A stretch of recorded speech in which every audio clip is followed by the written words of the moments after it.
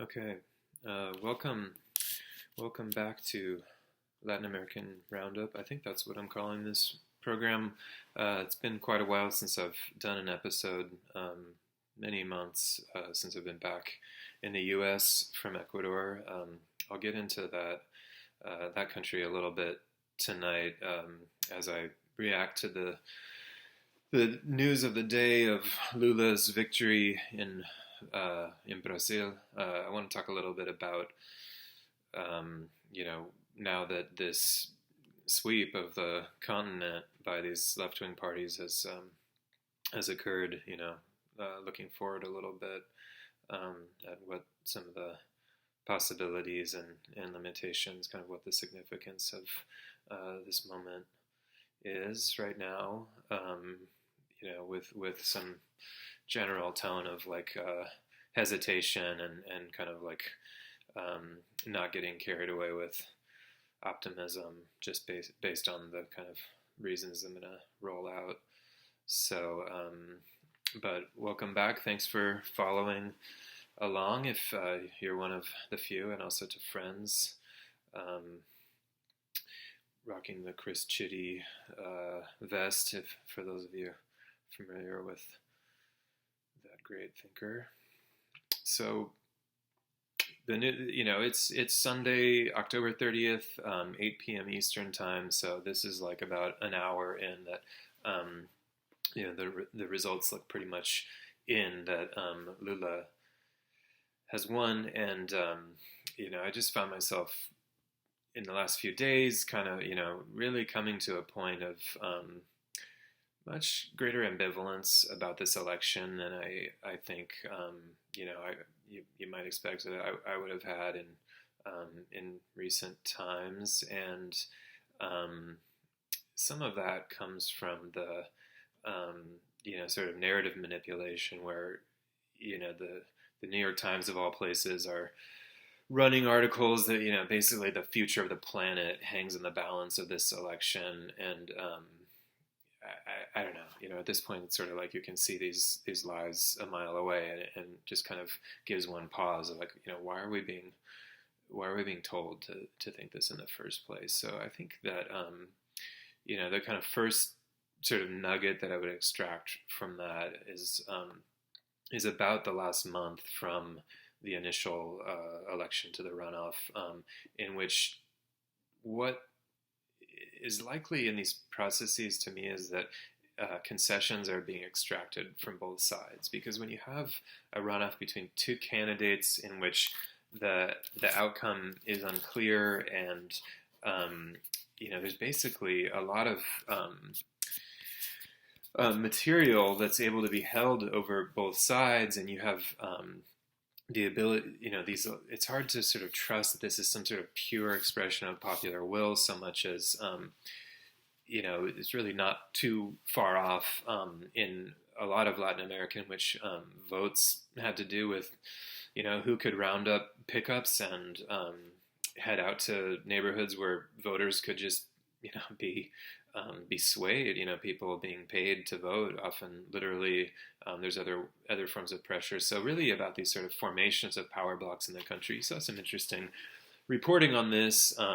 Kawasacha News, I think, had a good piece of, how the bourgeoisie was sort of lining up on either side of the vote, and why.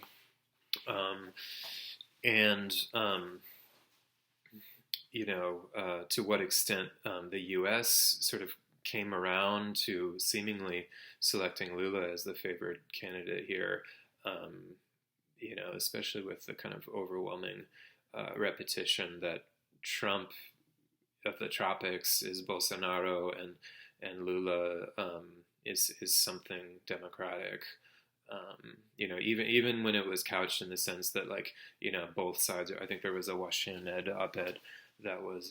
Post op-ed that was neither candidate, the old neither Trump nor Bernie line was sort of being repeated in Brazil, but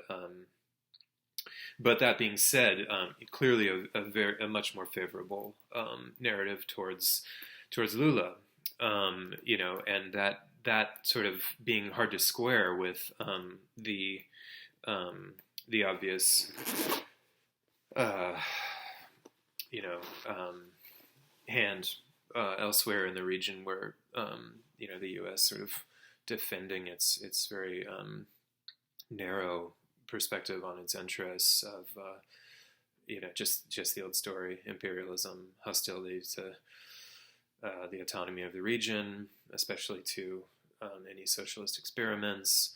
The sort of nightmare that was visited upon Colombia, that has now sort of been shifted over to Ecuador as really the last significant country with a right-wing government. You know, I mean, the pink tide didn't look like this in the 2000s. I mean, this is a full slate.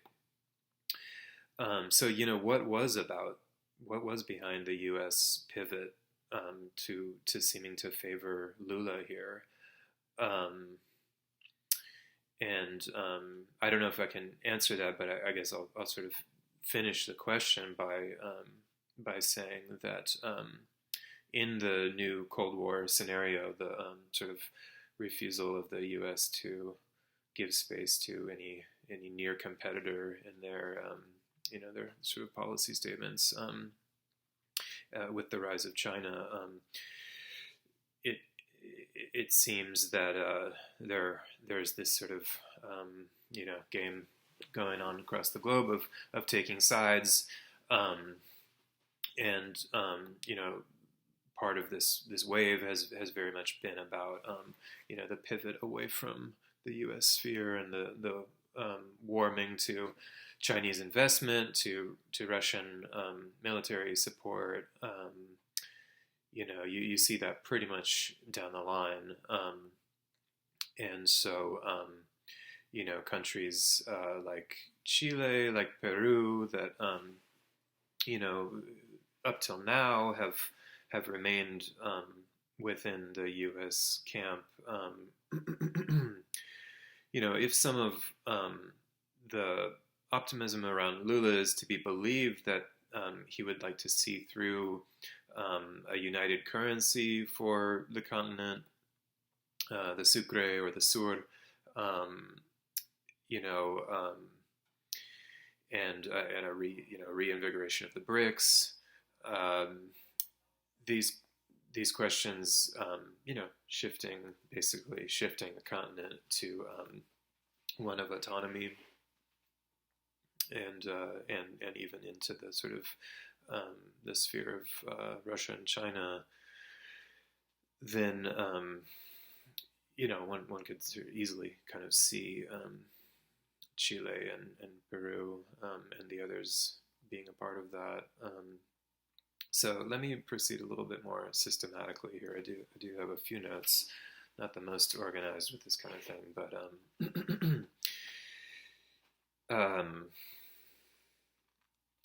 so as far as the you know, the last month, the deriving of concessions from each candidate, and this idea of sort of like weakening either side, the ability to have something held over on a winning candidate, so that they're still sort of beholden to higher powers. You know, Glenn Greenwald has been writing good stuff on Brazilian elections this year, and one of the things that, you know, like many people, he included, have pointed out is the extremely weak position that Lula is in terms of Bolsonaro's party being the majority party in Congress, holding major governorships, and so, you know, that kind of speaks to, if the general question of this discussion is sort of like the outlook for the region with this sweep of the pink tide, then you know, one of the characters that we can point to at first is this context of lawfare and the kind of kneecapping of these left-wing, you know, executive governments by majority opposition parties, and just general obstructionism. You know, there's lots of examples of this. It sort of distinct in each case to some extent, but Ximena in Honduras, what just happened? My screen went dark. I think we're still going. In Honduras, there's a lot of the debugging. I think one of my last episodes we talked about this. That's clearly a major obstacle still in place. Peru is probably the strongest example, where Pedro Castillo won kind of an unprecedented election as a left-wing president, and yet it is completely incapable. It can barely govern. Like he was just barred by the Congress from visiting Gustavo Petro's inauguration in Colombia. So, like they can literally prevent him from traveling outside of the country on for state affairs, and so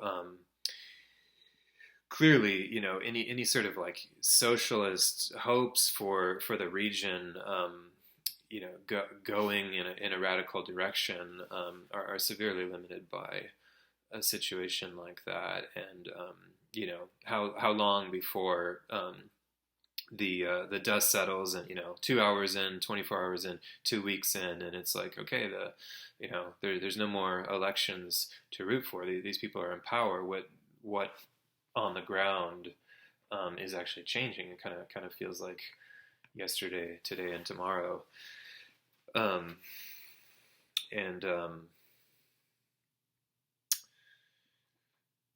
So that's not my only point. I think there's another way to look at it too. There we can talk about some of the more promising aspects of all of this, but I think the other limiting factor to point out here, though, is the geopolitical limits. That if this sort of remains within the question of simply alternating from Western capital and military, hegemony / defense to a Chinese-led bloc, then that like, at least on that formal level, that's more of the same. I would be inclined to agree with my friends at the After the End of History podcast that there's many ways in which that's a qualitatively different sort of type of the Belt and Road Initiative, that China essentially has a policy of not interfering in its allies and in its aid recipients' internal affairs, and clearly that's a radical break from the Monroe Doctrine and the U.S.'s track record. But so geopolitics is a kind of limit on the horizon. I think that the way out of that within the geopolitical discussion is, would there be some real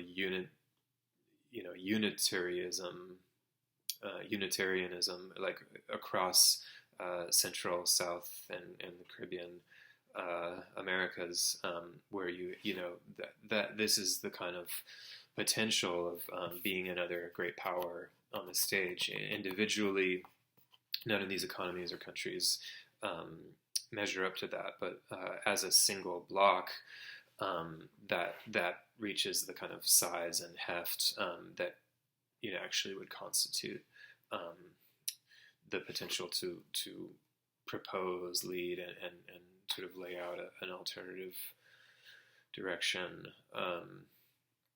And so on that note, like, what is unique about the Americas? What arguably could be offered a different kind of socialism. I mean, it's hard to really speak of that these days.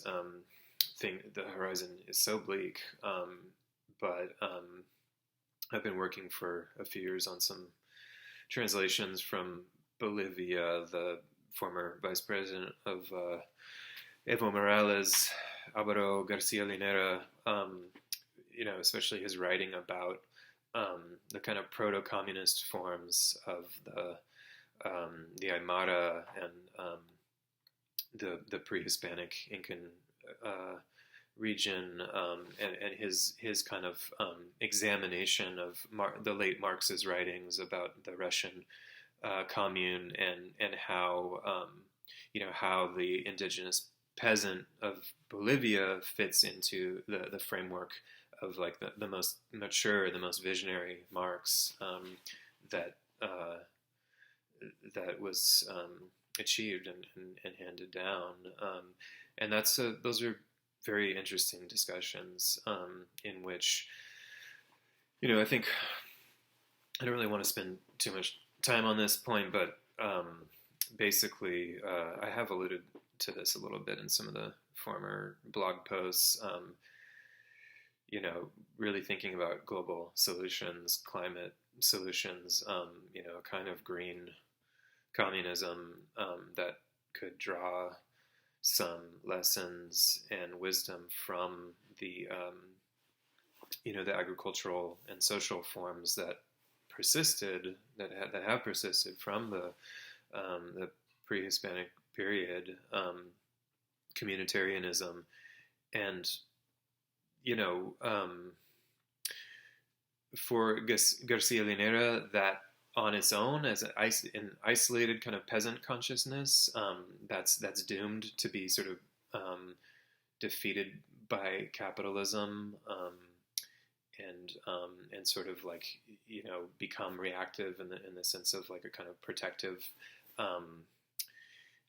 stance, but the Marxist framework for that is a sort of it becoming globalist, becoming universalist in its horizon, in its sort of thinking that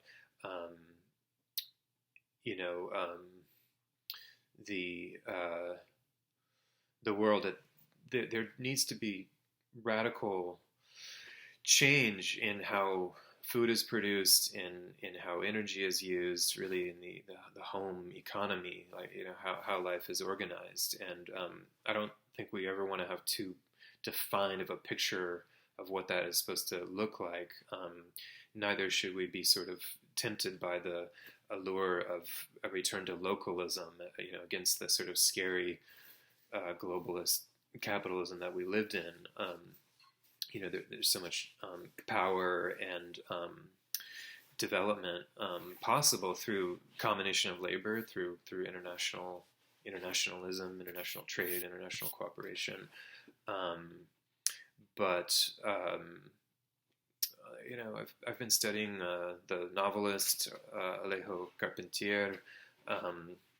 Has some interesting nonfiction writing about the extant nature of the Americas, what he's referring to as the failure of the colonial project to liquidate nature. Just to use that word in a kind of uncomplicated, unapologetic way. That the incredible plant communities and the ethnobotanical relationships between people and plants and animals that obtained in the Americas, that still are accessible in certain ways. And I don't really mean the sort of trite narco-tourism of the ayahuasca ceremonies so much as something very different about really the social forms that within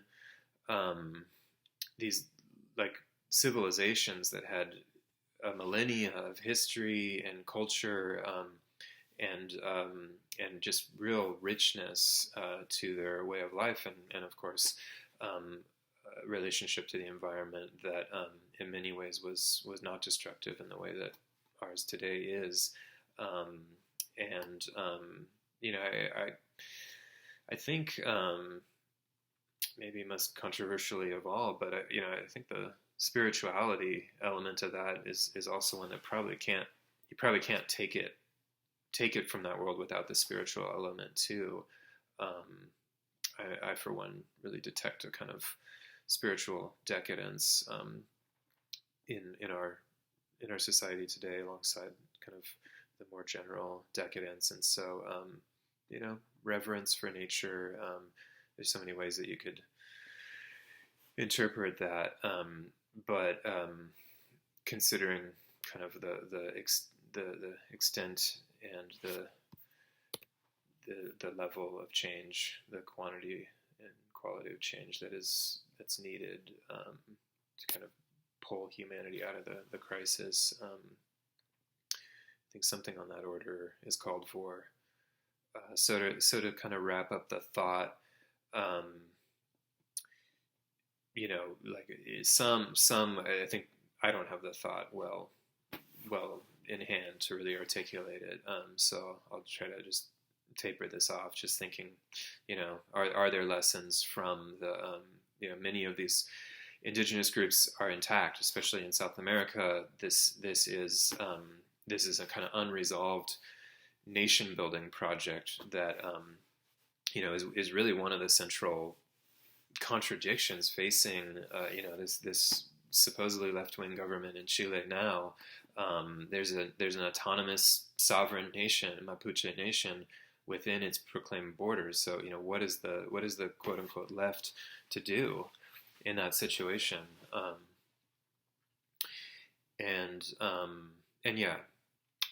Okay, so maybe at the end somewhere here we'll cycle back to some of the things that I'm just leaving dangling there. But let me return to a little bit more of the concrete and the matter at hand. I think alongside with the limits of the geopolitical horizon of what a Lula-led let's call it Latin bloc could achieve is the already brewing, the frustration at home with the left-wing governments when they fail to meet their expectations. You could say that there's something like that with the Democrats, not even really a left-wing party in the U.S., but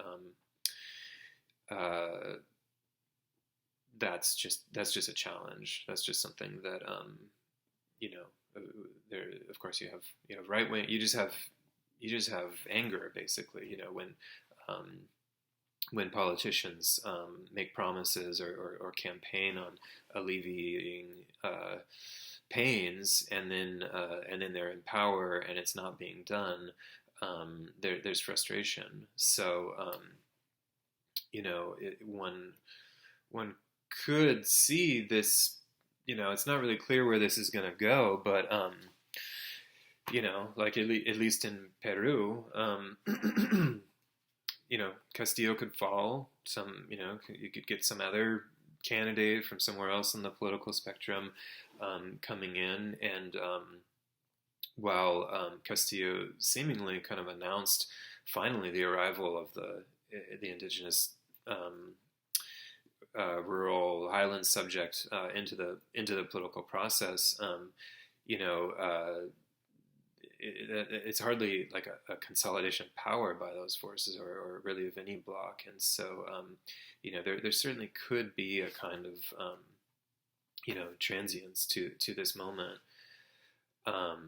And so, along with that, you're seeing some shift of energy to the right from disgruntled workers, especially people at risk from criminality, right? Which often are more already people on the lower end of the class spectrum, and you've seen this kind of anti-Venezuelan, anti-immigrant rhetoric in many places, certainly in Chile, and so that's a sort of reaction in which the insecure quality of life leads people to be attracted to politicians promising security, promising conservative values, which we're already seeing a lot of. But of course, the sanctity of family life, abortion, and the gender politics, all these ways in which these can be popular issues to sort of promise refuge from the seemingly bizarre and horrifying world of the kind of when they call it gender ideology, it's framed as, this is not the family. This is not the kind of, this is an attack on the family. This is, this is, in some ways, it's sort of, this is the kind of like freedom of market forces. You can have a doctor operate on your child, let's say, and I guess if when you're trying to scare somebody, like you can't have healthcare of these different ways, but because this might be profitable through the market, your child's sex can be changed, and this is the sort of chaos of the market that the conservative movement promises a kind of refuge from in several cases, and then alongside that, there's also just the restraint on political action by the parties of the left, both in an international and in a domestic sphere. So what I mean by that is that people going out on strike for wage increase or for protection for like the bus driver guild or whatever, and so if the police are called to kind of crack down, you have in situations like that the exercising of restraint,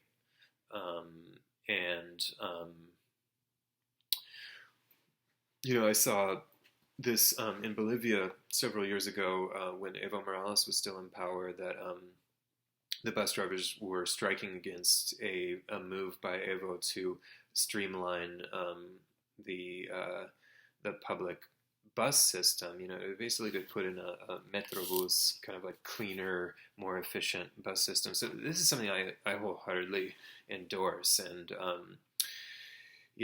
I've talked about the amazing teleférico, like gondola, literally public transportation in La Paz, that in that sense, the older sort of little private fiefdoms of these independent bus operators are resisting this program that is just better for the society all around. It's cleaner, it's faster, it will improve transportation for everyone. Also in the case of the gondola, it provided a lot of jobs. So it's like, I don't know exactly how the if these people were being promised jobs. I believe that was part of the whole rollout, was that they were meant to be employed. Now that can be scary and not always said in good faith, so that's hard to know. But just to kind of take that example as an ideal, you can have what seems to be political restraint when it is really kind of for good purposes, and for a more liberatory direction. But of course, you can also just have where the workers are trying to lead, and the government is on the reactionary side. I've heard some really important questions raised about the Nicaraguan canal through the lake with some of the only freshwater sharks in the world. I think that's like Managua, but that this project that would be such an important step in replacing the Panama Canal and leveling the economic playing field around the world to basically a Chinese-led instead of a U.S.-led canal, but ostensibly one not merely dictated by the U.S., but more free, right? Free for everyone. I mean, but just in terms of the construction of that canal, if those environmental concerns are that important in that sense, it's like, how do you mitigate that? I mean, are they just gonna like blast through it, like when the land defenders go out and try to stop that project? Or are they just gonna like knock heads and like do it anyway because it's like ostensibly for the greater good? Or is that a situation where it's like the land defenders and the indigenous protesters, like, do they have to be brought into the process? And do you have kind of this dialectical negotiation in which, both the consideration of the land, consideration of local economies, and the state and market sphere are put into discussion. I'm not one to say that you bring up the word market and you lost the track of any discussion towards socialism. I mean, it's we live within the bearing of the capitalist market. So these are all now political considerations, to whatever extent there are popular energies in these governments now. And then the question, of course, is those are probably largely incomplete projects to begin with. So is there space for more popular energies? Do these former labor leaders get into office and then slam the door behind them, or are they able to kind of govern rationally within their very limited context internationally, and at the same time leave room for the solutions to come from really the only true source, so from below, from the people.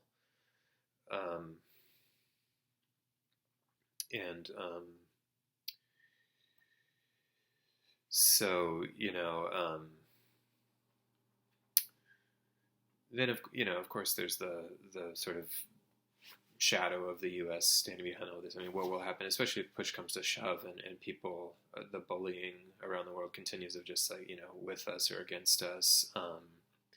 The Americas have been treated unequivocally as just de facto part of the U.S. sphere, and any attempt to wrestle free from that has been put down in really drenched in blood. So it's almost like that's the monkey in the room. Like, does any of this matter? Is any of this, like, even in the realm of the possible? I think that's an important. You really can't answer that in the affirmative.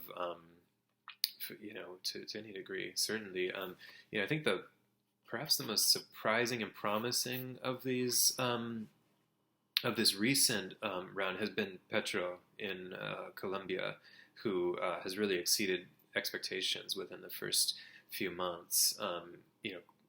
Moving beyond what even the promises were going in. You had the quick move to normalize the relationships with Venezuela, to restart the peace talks with the FARC and the guerrillas and the ELN. So that's important. In terms of Lula, you see whether this was a concession and why that would be so, that his vice president is a center-right politician. This whole sort of rhetoric of reassuring markets,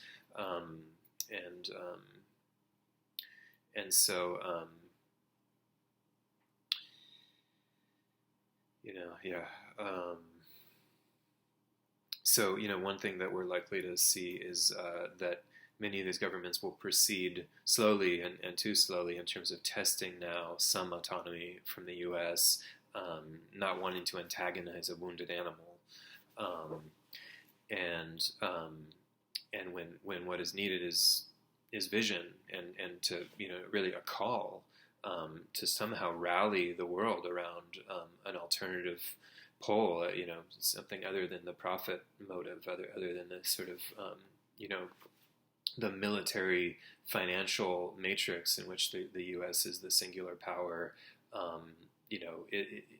How could it look like the sort of decoupling from that formation? Could you have that led by a kind of somewhat unified Latin American sphere, big enough within itself to sustain the attacks and the shocks from without, and also to kind of draw other parts of the world to its message, um, and there's some amazing aspect.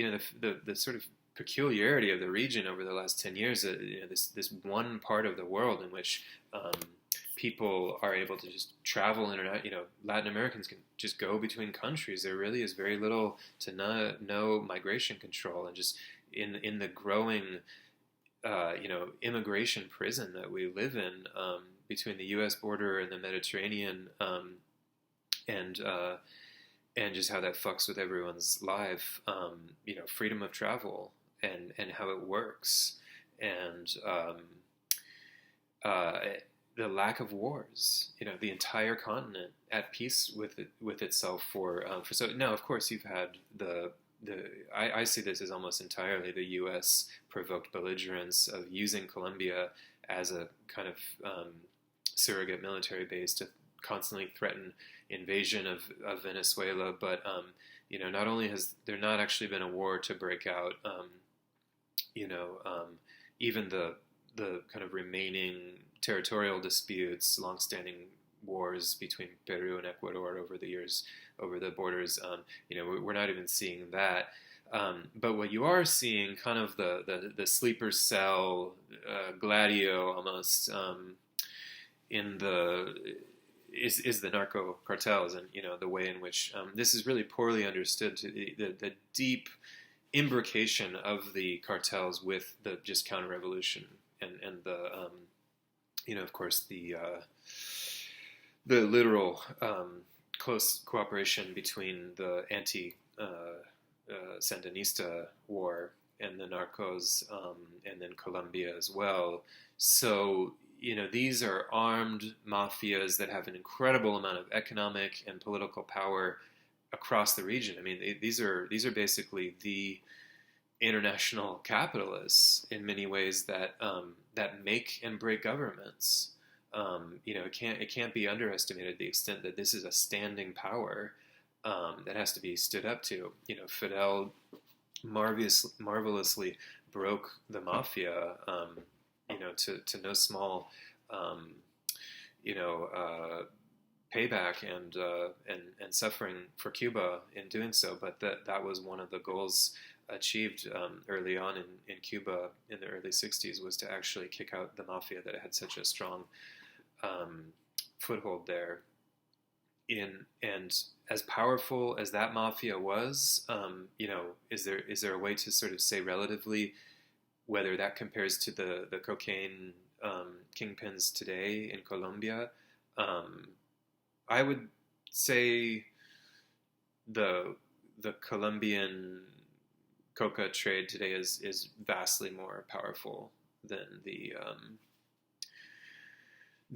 Meyer Lansky, the Italian mafia that used Cuba prior to '59 was.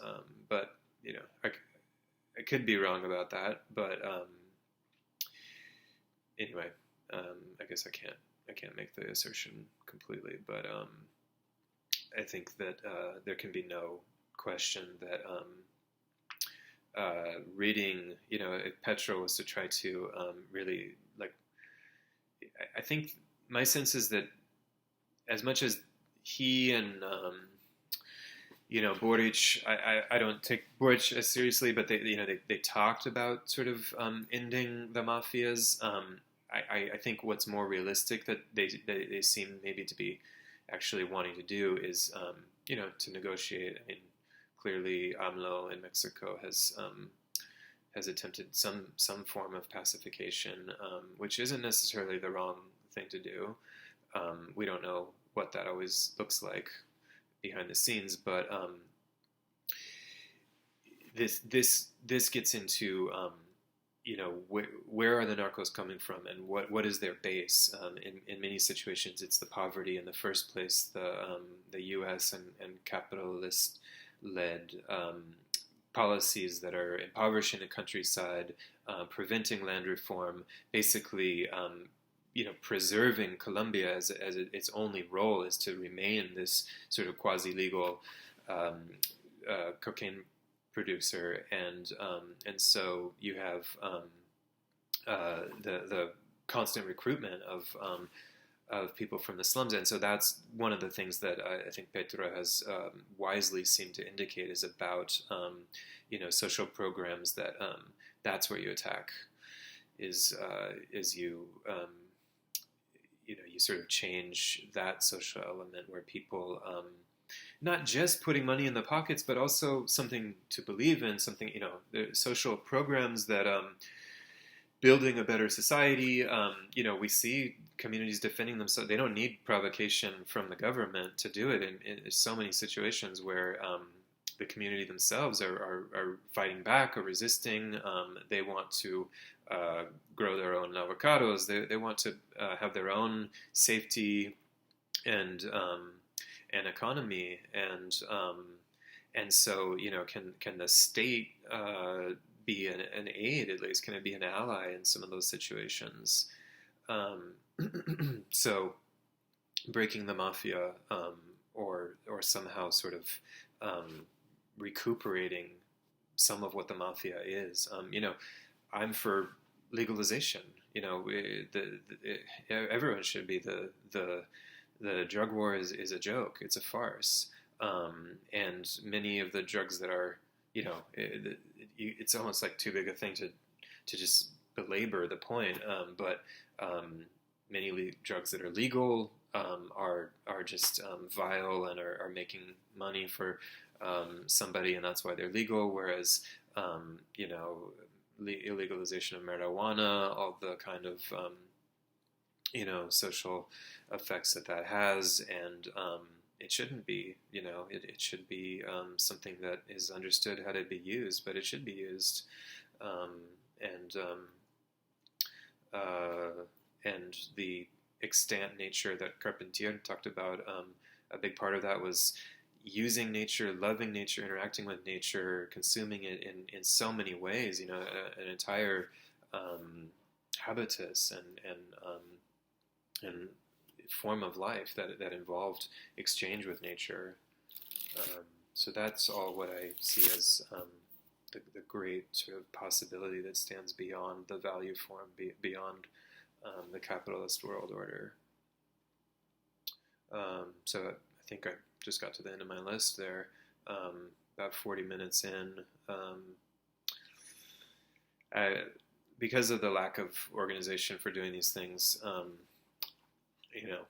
never really know. I could always just turn this thing off. The podcast form, of which we stare into the computer and try to give a talk, and it's so different than if you were like making a video for just a single friend or just leaving someone a message. You're talking to them, you're engaging, and I'm just so like against the corporatization of that form, and the way that these sort of, it's like the podcast startups are there. They bring someone in, they tell you how to package your content, and it so quickly becomes just this sort of cliche hacked thing. I always prefer the idiosyncratic. On the other hand, I respect the people who do it well. I always thought Chapo Trap House, regardless of what they actually had to say, like they knew how to do it. But a good podcast, The Gray Zone, I think, is the best thing out there. Great analysis, and also they're fun. They're cool to listen to. So we'll see where this goes. My viewership on a lot of these things was like under 100. So I don't really know what I'm doing, in the sense of like I could probably just send this out to friends and make it much more personable and just have it be better all around. But in my teaching at UC Davis, I'd sometimes sort of make a video for a class, like just because of circumstances having to do that from time to time. And I don't. It's like you want to be accessible to everyone. Like if you're just making a video for your friends, like you can't kind of like ingenuously like say that's what you're doing when really like you're meaning to like bring in more people. like I think when I do these kinds of things, I'm thinking about wanting to get information and analysis out to the public, but that's kind of like a conversation in process. I don't really know what the access to that kind of thing is. I mean, it's social media, but at this point, building a following, I that's not really what I'm thinking about. I'd like to link up with other people who do this kind of work and sort of like shake the whole structure out, like rethink the podcast format, start thinking about collaborative research, and just what it's all about, getting back to like a social movement. Like what in my life for so many years in the U.S. There's just been the absence of not an internet movement but a social movement, because to me the internet is really the anti-social, just the loudest voices in the room with the least to say, that phenomenon on social media for so long, and the way in which these were really technologies for demobilization, depoliticization. So here's to getting back to all of that. But then, what's the point then of going on? Why do this? I just, thought I'd take the time after several month hiatus, sort of just get back to that glimpse at what's going on in Latin America that I was working on before. And I mentioned that I was in Ecuador. That could be something interesting to throw in as well. That its role right now as the narco state, the narcos taking over, really what was visited upon Colombia just being shifted over to Ecuador, but it's not the same. Much smaller country. Lasso as a U.S. kind of banker model in a country that is actually on the U.S. dollar. One of the questions that's continued to riddle me is that I got to this question through like this, that this like right-wing media attack on Rafael Correa, the pink-tie president there, and the constant repetition of often outright lies and the strategies used against the left. Even if you're sort of uninterested in Correa or unsympathetic to him, that sort of note that like, why is this right-wing capitalist assault on this person so important? And one of the things that became clear was that within the political memory in the country, this is the only effective politician. So such a sort of overwhelming example, and the threat of his return, the threat of him as a political figure for the parties basically that are in power at the moment. And so one of the things that would be thrown out often is that Correa vende patria, like that he sold the country to Chinese debt, that he locked Ecuador into Chinese debt. I've made this point before. Let me just jump ahead then. That when I've actually seen the numbers, there's no rocket science to this. Correa received about $4 billion. The national debt to China that is owed is about $4 billion. And as of about 9 months ago, the debt that the nation owed to the IMF, to its other lenders, was over $40 billion. And at an outrageous clip, Lasso is taking IMF loans. So that is sort of indisputable. I defy anyone with those facts, to present alternative facts to complicate that picture, if that's the desire, because otherwise there's no way one can say with a straight face that there was a Chinese debt trap in Ecuador at all. There's the opposite. There's I forget what it's called, the Gini coefficient version of you measure GDP against foreign debt, and 4 billion for Ecuador's GDP is quite small, whereas 40 billion is quite large. The trend seems to be rapidly putting the country into foreign debt, and since that's the IMF MO with Argentina and the collapse in 2001, you had a vast devaluation of the Argentine peso. But Ecuador, since the early 2000s, has been on the US dollar. Their currency is the US dollar. So what would a crash and run on the banks look like? Somebody who's an economist could probably answer that very quickly. I just am sort of like, I can't get outside of myself to think the scenario at all, other than to say, like, if, I don't know what's going on, but Lasso seems to be, he's not really even pretending to fight the narcos. They do what they need to do. The cocaine, Guayaquil is the largest cocaine port in the world. That's where the coca from southern Colombia and Ecuador is exported from. People live in fear. Esmeraldas in the north, people are shaken down and extracted multiple times a day.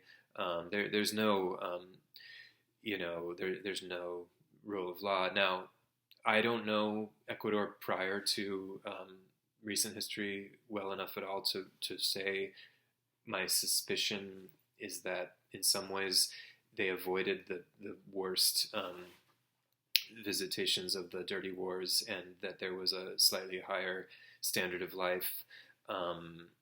That right now people are sort of panicked because things are going downhill so badly, and in some sense, this isn't like Argentina, where there's the population has this amazing resiliency of constant social instability and fluctuation and inflation and all the rest. But there's no question that the violence in a lot of Ecuador is outrageous just by any standard, and people are suffering. So Lasso's not doing anything about that. On the other hand, are they going to like take a bunch of U.S. military aid and become a belligerent to other countries in the region? I mean, no. No. I think it's more about the lawfare. Now, you don't coup so much anymore in the old in the 70s fashion as the we don't know what will happen exactly, but the whole Odebrecht, the way that a lot of the Pink Floyd generation were dragged down through these scandals and corruption, leaks, all that sort of lawfare of removing people from power. And then you have the whole CIA, USAID complex in which the NGOs, that's the sort of interesting and what's nascent, what's new, and what's not well understood is the weird way that, seemingly left-wing activism now and the role that social media plays in this performs the old duties of the reactionary forces. I'm probably losing some people by saying that just can't follow that idea, but it's just too bad, the people who get it and can see, we just have to like formulate this perspective, but it's plain as day that this is what they do. We have the CIA, the woke trans Latina ad, not to not to be like too terrible or whatever, but that is the strategy, right? Because she wasn't trans, I don't think, but the way in which these kind of formerly anti-oppression struggles are weaponized and mobilized, and so with that ad, you have the wielding of like, I'm a Chicana with like a mental disorder or whatever, and so, but I'm also woke, and I work for the CIA, and I love it, and so just the way that's like become a symbol for a lot of people is that this rhetoric sort of detached from any actual base and the context of class struggle, it is and has been now for a while a weapon in the hands of reaction, and certainly saw that in the coup against Evo in 2018. I know some very smart people who completely fell for all of that, probably still are. So these are debates on the left that are happening, need to happen. I'm trying to participate in that, and so like you have someone like Boric in Chile, where it seems like that's kind of almost like his plan on the international stage is to sort of call out the troika, Nicaragua, the anti-democratic socialists, and to scold them, and it's like I'm not sure. I'm not sure about that, but you could say maybe that's a good thing. But on the other hand, with like so,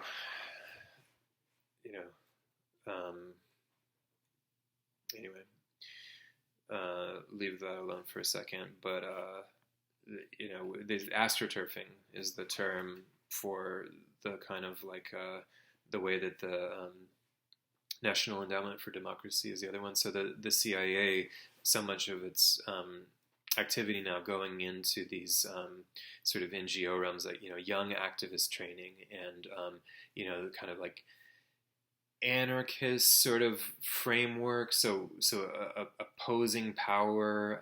The example I gave about Evo and the bus strike, I think is an instructive one, where are we able to actually mobilize society? Can we talk about going green? I mean, how do we actually get outside of the capitalist form of production? Kind of extract the skills and technology that's there, but really mobilize society culturally, put offline in many ways, or to what extent could the internet be repurposed for a socialist society? But put people to work in socially useful directions, and so there we have to go back to the Soviet Union, the Weimar Republic in some way. Where do you have a kind of relationship to the state that is both productive and sort of two-way with the base, and so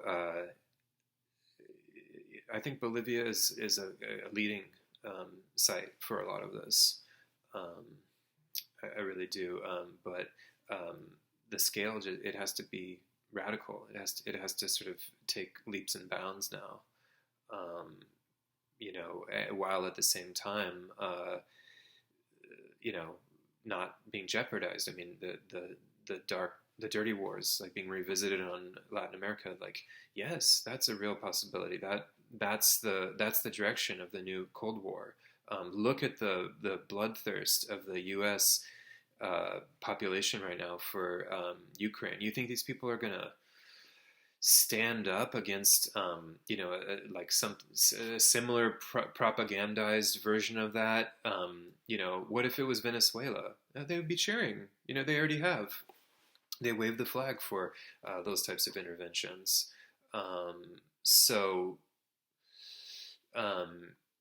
Like, right, this moment, this sort of window that's open, that's something that we want preserved in Latin America. So you want it to grow. You don't want it to be just sort of like vanished, and have another dark decade in which there's a lot of versions of that, but basically the left was murdered. They were dropped out of airplanes, and you can't recover from that. Those are deep cultural scars. I mean, Chile. You think what's going on today is a little like weird and fucked up.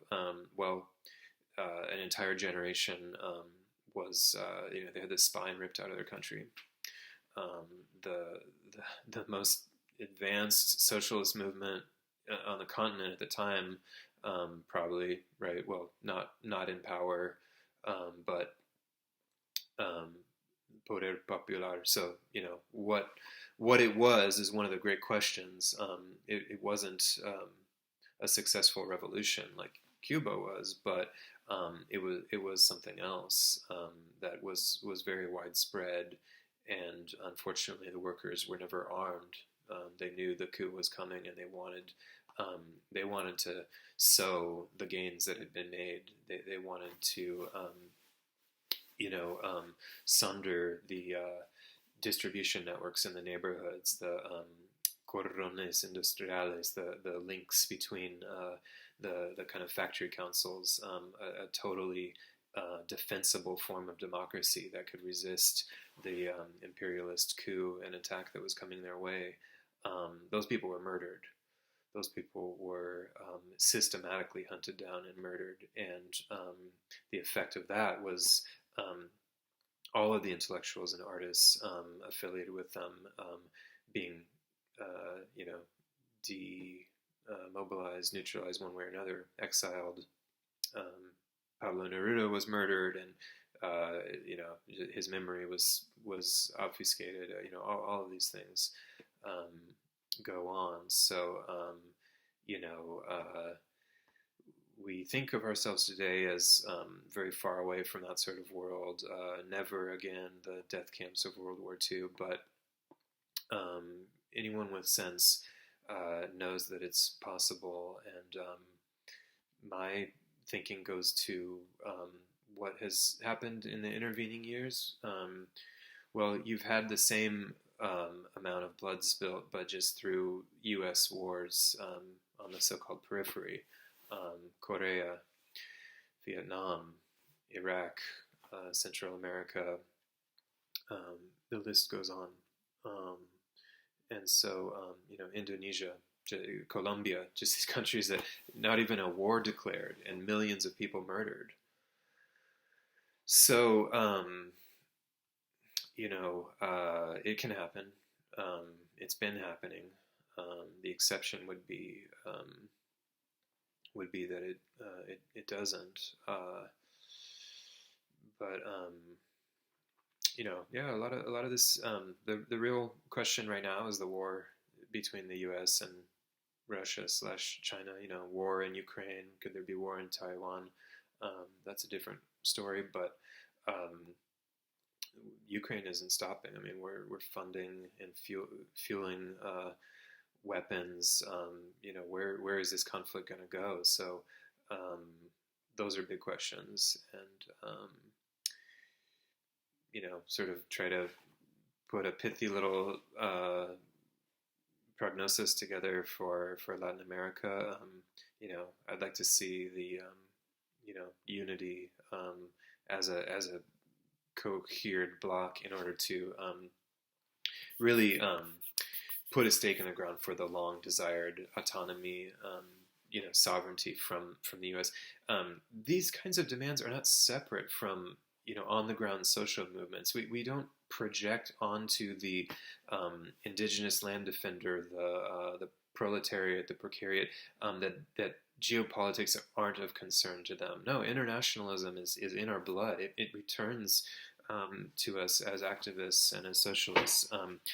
People are conscious of the world. More, that move to that's one of the most popular demands all across the region is for independence and autonomy from the U.S. So that is a popular demand. It's not everything. It's not putting bread in people's mouths, but it's important. And then reorganizing agriculture. Latin America is a food producing region. It's also it's a green region. There's a lot of investment not only in mining but in pharmaceuticals. Petro has interesting and good proposals about reorganizing the economy around agriculture, and that means land reform.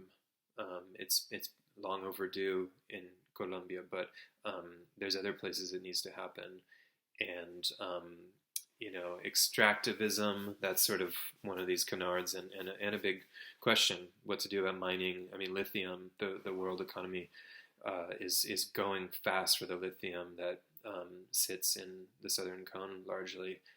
I've written about this on the blog, but so do they just shut the taps off?